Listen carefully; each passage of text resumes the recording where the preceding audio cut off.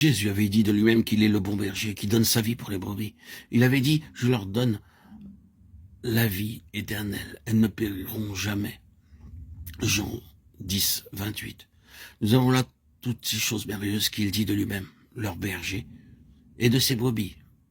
Et avons-nous remarqué ce qui arriva ensuite? Les Juifs furent de nouveau divisés à cause de ces paroles. Plusieurs d'entre eux disaient, il est possédé d'un démon. Lui annonçait qu'il était le bon berger et qu'il donnait sa vie pour ses brebis. Je leur donne la vie éternelle, elles ne périront jamais. Il a dit toutes ces choses merveilleuses et belles, et les Juifs disaient, il est possédé d'un démon. Comprenons-nous pourquoi Dieu les a rejetés? Nous avons endurci nos cœurs, nous nous sommes détournés chacun dans sa propre voie. Nous tous, comme des brebis, nous nous sommes égarés, nous nous sommes éloignés du berger à cause de notre propre volonté. En d'autres termes, nous avons dit, nous ne voulons pas que celui-ci règne sur nous. Luc 19, 14. Tel est l'arrière-plan juif de ce chapitre de Jean 10. Nous pouvons comprendre l'atmosphère d'antagonisme, et nous pouvons sentir combien ils le haïssaient. Un peu plus tard, ils tiendront conseil afin de le tuer. Il avait eu raison lorsqu'il les avait appelés des loups qui détruisaient les brebis.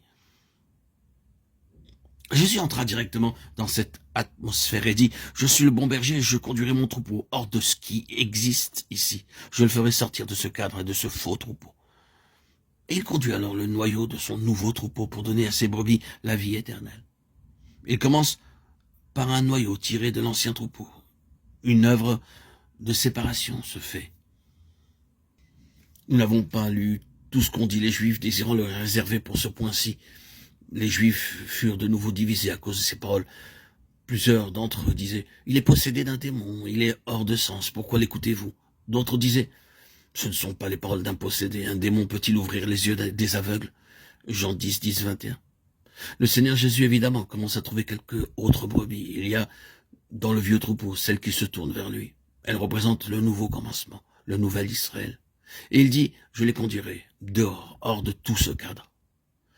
Et nous voyons ce noyau au jour de la Pentecôte. Il commence par 12, puis 120, ensuite plus de 500 frères en un jour, puis 3000, et ensuite 5000. C'est le nouveau troupeau. Oui, Jésus établit ici le principe de l'Ancien Testament. S'il ne peut pas avoir les brebis de l'Ancien Testament, il reprendra le principe d'un berger et des brebis, et le retrouvera dans son nouvel Israël de cette dispensation. La position est tout à fait claire, n'est-ce pas? Nous la voyons tout à fait clairement. Un Israël est mis de côté et un autre Israël le remplace. Ce qui est terrestre disparaît, ce qui est céleste paraît pour le remplacer. Et cet Israël céleste devient le nouveau troupeau, sous la garde du berger.